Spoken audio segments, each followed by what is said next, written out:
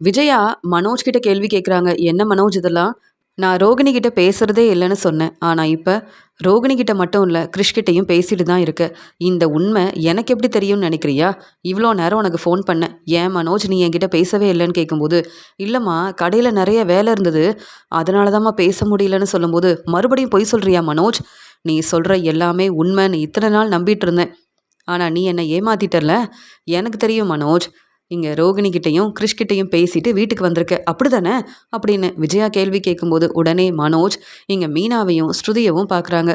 உடனே மீனா சொல்றாங்க, எங்களுக்கு எதுவுமே தெரியாது, இந்த உண்மையை நாங்க சொல்லவும் இல்லை அப்படின்னு சொன்ன உடனே, அப்புறம் எப்படி அம்மாவுக்கு இந்த உண்மை தெரிஞ்சுது அப்படின்னு மனோஜ் யோசிக்கும்போது, ரோகிணி கிட்டயும் கிரிஷ் கிட்டயும் அவ்வளோ சந்தோஷமா பேசிட்டு இருக்க, அப்புறம் எப்படி மனோஜ் உனக்கு டிவோர்ஸ் கிடைக்கும்?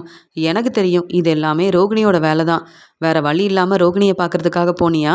இல்ல நீ கண்டிப்பா வரணும்னு ரோகிணி வந்து வர சொன்னாங்களான்னு கேட்கும்போது, ஆமாம்மா நீங்க சொல்றது எல்லாமே சரிதான். நாங்க போகணும்னு நினைக்கல. எனக்கு நிறைய வேலை இருந்தது. அப்ப ரோகிணி ஃபோன் பண்ணாங்கம்மா. உடனே கிளம்பி வாங்கன்னு சொன்னாங்க. நான் வரமாட்டேன்னு சொன்னேன். அப்போ உங்களுக்கு டிவோர்ஸ் கிடைக்காது மனோஜ்ன்னு சொன்ன உடனே நானும் கிளம்பி போனேம்மா. அதுக்கப்புறம் தான் தெரிய வந்தது கிரிஷும் வந்திருக்கான்னு. அதனால ரோகிணி பேச்சை கேட்டுதாம்மா கிரிஷ் கிட்ட பேசினேன். வேற எதுவுமே எனக்கு தெரியாதும்மா அப்படின்னு சொல்லும்போது, ஆனா இனி நீ ரொம்ப கவனமா இருக்கணும் மனோஜ் அப்படின்னு சொல்லும்போது, இந்த உண்மை உங்களுக்கு எப்படிம்மா தெரியும்னு சொல்லும்போது, நீ எதுக்கு மனோஜ் என்கிட்ட கேள்வி கேட்குற? நான் சொன்னது எல்லாமே உண்மை தானே? எனக்கு தெரியும் மனோஜ். உன் மேலே எந்த தப்புமே இல்லைன்னு எனக்கு தெரியும். இருந்தாலும் அந்த ரோகிணி வேணும்னே திட்டம் போட்டு நம்ம வீட்டுக்கு மருமகளா வரதுக்காக தான் ரோகிணி இப்படிலாம் செய்கிறான்னு எனக்கு தெரியும். ஆனால் நீ தானே மனோஜ் கவனமாக இருக்கணும். உனக்கு பெரிய பணக்கார வீட்டு பொண்ணை பார்த்து கல்யாணம் பண்ணி வைக்கணும்னு நான் நினைக்கிறேன். ஆனால் நீ அந்த ரோகிணி கிட்ட பேசிட்டு இருக்க. இப்படிலாம் நீ என் பேச்சை கேட்காம இருந்தா கண்டிப்பா நீ நினைச்ச மாதிரியே உனக்கு வசதியான வாழ்க்கை கிடைக்கவே கிடைக்காது. என் பேச்சை மட்டும்தான் மனோஜ் நீ கேட்கணும் அப்படின்னு சொல்லும்போது, சரிம்மா. அம்மா இந்த உண்மையை தெரிஞ்சுக்கிட்டு நீங்க என்கிட்ட மட்டும் இவ்வளோ கேள்வி கேட்குறீங்க. அதான் நான் உண்மையை சொல்லிட்டேன்ல. அம்மா எனக்கு ரொம்ப டயர்டாக இருக்குமா அப்படின்னு சொல்லிட்டு மனோஜ் அங்கேருந்து வராரு ரெஸ்ட் எடுக்கிறதுக்காக. மீனா வந்து இந்த மனோஜ் இப்படி ரோகிணி கிட்ட சந்தோஷமாக பேசிட்டு கிறிஷுக்கு ஐஸ்கிரீம் வாங்கி கொடுத்தது மட்டும் இல்லாமல் கிறிஷ்கிட்டையும் ரொம்ப சந்தோஷமாக பேசியிருக்காரு மனோஜ். ஆனால் விஜயாத்தை இப்போ கேள்வி கேட்டால் எனக்கு எதுவுமே தெரியாதுன்னு மனோஜ் வந்து சொல்கிறாரு. விஜயாத்தை உடனே மனோஜ் பேச்சை கேட்குறாங்களே அப்படின்னு மீனா வந்து யோசிக்கிறாங்க. அந்த சமயம் அங்கே வந்த பாட்டி, என்ன விஜயா மனோஜ் கிட்ட கேள்விக்கு மேலே கேள்வி கேட்குற, என்னாச்சு? மனோஜ் இப்போ தானே வீட்டுக்கு வந்தான் அப்படின்னு சொல்லும்போது, ஆமா அத்தை, கடையில வேலையெல்லாம் எப்படி நடக்குதுன்னு மனோஜ் கிட்ட கேட்டுட்டு இருந்தேன். நாங்க யாருமே மனோஜோட கடைக்கு போறதில்ல. அதனால தான் மனோஜ் கிட்ட பேசிட்டு இருந்தேன் அப்படின்னு சொல்லும்போது, அதெல்லாம் இருக்கட்டும். மனோஜ் தன்னுடைய வேலைய ரொம்ப பொறுப்பா தான் பார்த்துப்பான். மீனா, முத்துவுக்கு கல்யாண ஏற்பாடெல்லாம் செய்யணும். நானும் அங்க சொந்தக்காரங்களெல்லாம் வர சொல்ல போறேன்னு சொல்லும்போது, அத்தை எதுக்காக அவங்களெல்லாம் வர சொல்ல போறீங்க அப்படின்னு கேட்குறாங்க விஜயா. இதுல உனக்கு என்ன பிரச்சனை? முத்து, மீனாவோட கல்யாணம் நல்லபடியா நடக்கணும். சொந்தக்காரங்க, தெரிஞ்சவங்க எல்லாரையும் வர வைக்கணும்ல. நான் அண்ணாமலைகிட்டயே பேசிக்கிறேன். நீ தான் முத்து மீனாவை பற்றி யோசிக்க மாட்டியே அப்படின்னு சொல்லிட்டு பாட்டி அங்கேருந்து கிளம்புறாங்க. அந்த சமயம் முத்து வீட்டுக்கு வராரு. முத்து வந்த உடனே, என்ன மீனா, என் அம்மாவுக்கு இப்பயாவது மனோஜை பற்றின உண்மை தெரிஞ்சிருச்சா அப்படின்னு கேட்கும்போது, ஆமாங்க, நீங்கள் தான் உண்மை என்னன்னு எல்லாருக்கும் புரிய வச்சிட்டீங்கல்ல. விஜயாத்தை மனோஜ் கிட்ட கேள்வி கேட்டாங்க. ஆனால் மனோஜ் எப்படியோ பேசி இந்த பிரச்சனையை சரி செஞ்சிட்டாரு. விஜயாத்தையும் மனோஜ் கிட்ட ரொம்ப தெளிவாக சொல்லியிருக்காங்க. ரோகிணி என்னைக்கும் இந்த வீட்டுக்கு மருமகளாக வரவே கூடாதுன்னு சொல்லியிருக்காங்க. ஆனால் மனோஜ் ஏதோ தேவையில்லாத வேலையை செய்கிறாருன்னு மட்டும் எனக்கு ரொம்ப தெளிவாக புரியுது. ஆனால் என்னன்னு தான் என்னால் கண்டுபிடிக்க முடியலன்னு சொல்லும்போது, பரவாயில்ல மீனா, நம்ம வேலையை பார்ப்போம். அம்மாவுக்கு தெரிய வேண்டிய உண்மையை நான் தான் புரிய வச்சிட்டேன்ல, அப்புறம் என்னன்னு பேசிட்டு இருக்கும்போது அங்கே வந்த மனோஜ் முத்து பேசுகிறத கேட்டுட்டு, என்ன முத்து இது எல்லாமே உன்னுடைய வேலை தானா அப்படின்னு கேட்கும்போது, ஆமா மனோஜு. சவாரி முடிச்சுட்டு அந்த பக்கமா வரும்போது, நீ அந்த ரோகிணி கிட்ட நின்னு பேசிட்டு இருந்த. நானும் நீ என்ன பேசுறன்னு கவனிக்கிறதுக்காக வந்தேனா, உடனே நீ அங்க கிருஷ்ஷ பார்க்கறதுக்காக போயிட்ட. நானும் இந்த உண்மைய உடனே அம்மா கிட்ட சொல்றதுக்காக, நீ ரோகிணி கிட்ட பேசுறேன்னு அம்மாவுக்கு தெரியணுன்றதுக்காகவே, நான் தான் இந்த உண்மைய அம்மாவுக்கு புரிய வச்சேன். இப்ப புரியுதா?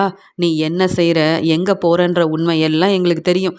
நீ ரோகிணி கிட்ட பேசுறதே இல்லைன்னு சொன்ன. ரோகிணியவும் கிருஷ்ணையும் நீ நல்லா தானே பாத்துக்கிற. பேசாம ரோகிணி என்னுடைய மனைவி, ரோகிணி நம்ம வீட்டில தான் இருப்பாங்கன்னு அம்மா கிட்ட பேச வேண்டிதானே. ரோகிணி மாசமா இருக்காங்க. மனோஜோட வாரிசை சுமந்துட்டு இருக்கேன்னு சொல்றாங்க. அப்படி இருக்கும்போது நீ ஏன் வந்து ரோகிணிக்காக சப்போர்ட் பண்ண மாட்டேங்கிற? ஆனா எங்களுக்கு தெரியாம ரோகிணி கிட்ட சந்தோஷமா பேசிட்டு இருக்க அப்படித்தானேன்னு முத்து கேள்வி கேட்கும்போது, இல்ல எனக்கு கண்டிப்பா டிவோர்ஸ் கிடைக்கணும். ரோகிணி தான் பொய் சொல்றானா? நீயும் இப்படி தேவையில்லாம எனக்கு பிரச்சனை செய்யணுன்றதுக்காக இந்த உண்மைய அம்மாகிட்ட சொல்லிட்டல்ல முத்து. நான் பொறுமையாவே இருக்க மாட்டேன். இதுக்கு மேல கண்டிப்பா நான் அமைதியாவே இருக்க மாட்டேன். எனக்கு ஒரு நல்ல வாழ்க்கை கிடைக்க போகுது. நானும் இத விட ரொம்ப வசதியா இருக்க போறேன். பெரிய பிசினஸ் ஆரம்பிக்க போறேன். ஆனா உன்னாலயும், மீனாவாலயும் புது பிசினஸ் ஆரம்பிச்சு என் முன்னாடி முன்னேறி காட்ட முடியுமா? முடியாதுல்ல. அந்த பொறாமையில தானே அம்மாகிட்ட என்ன மாட்டி விடணும்னு நெனச்ச. அதனால தானே இந்த உண்மைய நீ அம்மாகிட்ட சொன்ன. எனக்கு உன்ன பத்தி தெரியும் முத்து. நான் நல்லா படிச்சு பெரிய பிசினஸ் செய்றேன். ஆனா உங்களுக்கு எந்த வாய்ப்பும் கிடைக்கல. நீயும் ஏதோ 8 கார் வச்சிருக்க. அதே மாதிரி பெரிய பிசினஸ் செய்யணும்னு டிராவல்ஸ் ஆரம்பிச்ச. ஆனா என்ன மாதிரி உன்னால சம்பாதிக்கவும் முடியாது, முன்னேறவும் முடியாது. அதனால நான் ரோகிணி கிட்ட பேசுறேன். கிரிஷ பார்க்கறதுக்காக போனேன்னு இந்த உண்மைய அம்மாகிட்ட சொல்லிட்டல்ல. அம்மா இப்ப எல்லார் முன்னாடி என்ன கேள்வி கேட்குறாங்க. இத பார்த்து நீ சந்தோஷப்படுவல்ல முத்து. ஆனா இப்ப கண்டிப்பா இன்னும் கொஞ்ச நாள் தான். நான் புதுசா வீடு வாங்குவேன். அப்புறம் புது வீட்டுக்கே போயிருவேன். நீங்க யாரும் என்ன பத்தி ரொம்ப யோசிக்க வேண்டாம். என் வாழ்க்கைய எப்படி பார்த்துக்கணும்னு எனக்கு தெரியும். என் அம்மாவே என்கிட்ட கேள்வி கேட்குறாங்கன்னா, அதுக்கு காரணமே நீ தான் முத்து. அப்படின்னு சொல்லும்போது மீனா சொல்றாங்க. எங்களால முன்னேற முடியாதுன்னு நீங்க எப்படி மனோஜ் சொல்ல முடியும்? நானும் பெரிய டெக்கரேஷன் ஆர்டர் எடுத்து செய்றேன். நானும் புதுசா ஆஃபீஸ் ஆரம்பிக்க தான் போறேன்னு சொல்லும்போது, நீங்க ஆஃபீஸ் ஆரம்பிக்க போறீங்களா? அதையும் நான் பார்க்க தானே போறேன் அப்படின்னு சொல்லிட்டு மனோஜ் அங்கேருந்து கிளம்புறாரு. முத்து சொல்றாங்க, என்ன மீனா இதெல்லாம்? நம்ம ஆஃபீஸ் ஆரம்பிக்கணும், நல்லபடியா முன்னேறணும்னு நெனைக்கிறோம். ஆனா மனோஜ் என்ன இப்படி பேசுறான்னு சொல்லும்போது, கண்டிப்பா உங்க அண்ணன் மனோஜ் பேசுனதுக்கு நான் புதுசா பெரிய டெக்கரேஷன் ஆர்டர் செய்றதுக்காகவும், இங்க ஃப்ளவர் பொக்கே ஆர்டர் எடுத்து செய்றதுக்காகவும், கண்டிப்பா நான் ஆஃபீஸ் ஆரம்பிக்க தாங்க போறேன். எனக்கும் நெறைய வாய்ப்பு கிடைக்க தான் போகுது அப்படின்னு மீனா பேசிட்டு இருக்காங்க. மாடியில வேற ரூம் கட்டிட்டு இருக்கோம். இப்ப நம்மகிட்ட பணமே இல்ல.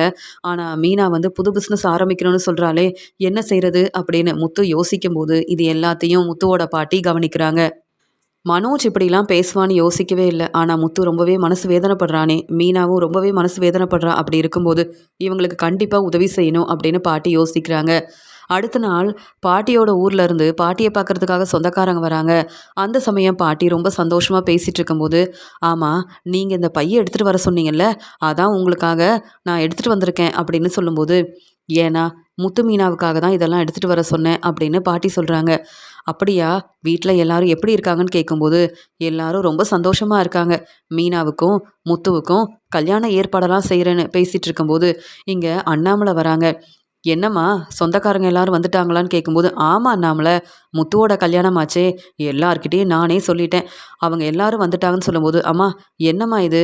இவங்க பையெல்லாம் கொண்டு வந்து குடுக்குறாங்கன்னு" சொல்லும்போது, "நான் இத்தனை வருஷமா கஷ்டப்பட்டு சம்பாதிச்ச பணம் இதில இருக்கு அண்ணாமலை" அப்படின்னு சொல்லும்போது, "எதுக்கும்மா இதெல்லாம்? நாங்க தாம்மா இனி உங்கள நல்லா பார்த்துக்கணும். எதுக்காகம்மா இதெல்லாம் கொண்டு வந்திருக்காங்கன்னு?" கேட்கும்போது, "உனக்காக இல்ல அண்ணாமலை, இந்த வீட்ல இருக்க விஜயாவுக்காகவும் இல்ல, மனோஜுக்காகவும் இல்ல, முத்து மீனாவுக்காக தான். முதல்ல மீனாவ கூப்பிடு, முத்துவ கூப்பிடு. எப்படியும் மீனா இந்த வீட்டுக்கு மருமகளா தானே வரப்போறா. அவங்க கிட்ட நான் கண்டிப்பா பேசணும்னு" சொல்றாங்க பாட்டி. உடனே முத்து, "மீனா இங்க வாங்க, உங்ககிட்ட பேசணும்" அப்படின்னு அண்ணாமலை சொல்லும்போது, "பாட்டி என்னாச்சு பாட்டி? சொந்தக்காரங்கலாம் வந்திருக்காங்கன்னு" சொல்லும்போது, "உனக்கு கல்யாண ஏற்பாடெல்லாம் செய்றோம். சொந்தக்காரங்க வருவாங்கல்ல, நான் தான் வர சொன்னேன்னு" சொல்லும்போது, "அப்பா என்னப்பா? ஏற்கனவே நான் தான் மீனாவ கல்யாணம் பண்ணிக்கிட்டேன்ல. மறுபடியும் பாட்டி சொந்தக்காரங்களலாம் வர சொல்லியிருக்காங்க" அப்படின்னு பேசிட்டு இருக்கும்போது, "நீ அமைதியா இரு முத்து. எல்லாம் நல்லபடியா நடக்கும்" அப்படின்னு சொல்றாரு அண்ணாமலை. அந்த சமயம் விஜயா, மனோஜ், ரவி எல்லாரும் பார்த்துட்டு இருக்கும்போது, பாட்டி மீனாவ கூப்பிட்டு, "நீ இந்த வீட்டு மருமகளா வரப்போற. உனக்காக நான் ஏதாவது செய்யணும்ல. இந்த பையில இருக்க எல்லா பணமும் உனக்கு தான் மீனான்னு" சொல்லும்போது, "பாட்டி எனக்கு எதுக்கு இதெல்லாம்?" அப்படின்னு கேட்குறாங்க. உடனே பாட்டி சொல்றாங்க, "நீ இந்த வீட்டு மருமகளா வரப்போற மீனா, நீ புதுசா பிசினஸ் ஆரம்பிக்கணும்" அப்படின்னு முத்துக்கிட்ட பேசிட்டு இருந்தத நான் கேட்டேன். அது மட்டும் இல்ல, மனோஜ் பேசுனதையும் நான் கேட்டேன். மனோஜ் முத்துவையும், மீனாவையும் புரிஞ்சுக்காம, என்ன மாதிரி முன்னேற முடியாதுன்னு பேசுனத நான் கேட்டேன். ஏன் மனோஜ், இங்க அண்ணாமலை உதவி செய்யலனா, நீ நல்லபடியா படிச்சு இவ்ளோ பெரிய பிசினஸ் ஆரம்பிச்சிருப்பியா? உன்னுடைய பணத்துல நீ பிசினஸ் ஆரம்பிக்கலன்றத புரிஞ்சுக்காம, ஏன் முத்து மீனா கிட்ட இப்படிலாம் பேசுற? என்னால இத ஏத்துக்க முடியாது." முத்து மாடியில ரூம் கட்டிட்டு இருக்கான். இப்ப மீனா புதுசா பிசினஸ் ஆரம்பிக்கிறதுக்காக முத்துவால உதவி செய்ய முடியாது. ஆனா மீனாவுக்கு நெறைய திறமை இருக்குன்னு எனக்கு தெரியும். அதனால தான் மீனாவுக்காக நான் இந்த பணத்த குடுக்குறேன்னு சொல்லும்போது, "அத்தை எதுக்கு அத்தை இப்படிலாம் செய்றீங்கன்னு?" கேட்கும்போது, "நீ அமைதியா இரு விஜயா. எப்பயுமே மனோஜுக்கு தானே சப்போர்ட் பண்ணுவ" அப்படின்னு பேசிட்டு, "நீ சீக்கிரமாவே புது பிசினஸ் ஆரம்பிக்கணும். உனக்கு தான் நெறைய திறமை இருக்கே மீனா. டெக்கரேஷன் ஆர்டர் எடுத்து செய்வ. பூ கொண்டு போய் குடுப்ப. பெரிய அ ஃப்ளவர் பொக்கே ஆர்டர் எடுத்து செய்வ. மனோஜ் முன்னாடி நீ முன்னேறி காட்டணும். விஜயா உன்னை மருமகளா ஏத்துக்கணும். மீனா கிட்ட வசதி இல்ல. மீனா எப்படி இந்த வீட்டுக்கு மருமகளா வர முடியும்னு கேள்வி கேட்ட விஜயா உன்னை புரிஞ்சுக்கணும். அதுக்காக தான் நீ பிஸ்னஸ் ஆரம்பிக்க நான் உனக்கு உதவி செய்யணும்னு உடனே எங்க சொந்தக்காரங்கள வர வச்சேன்.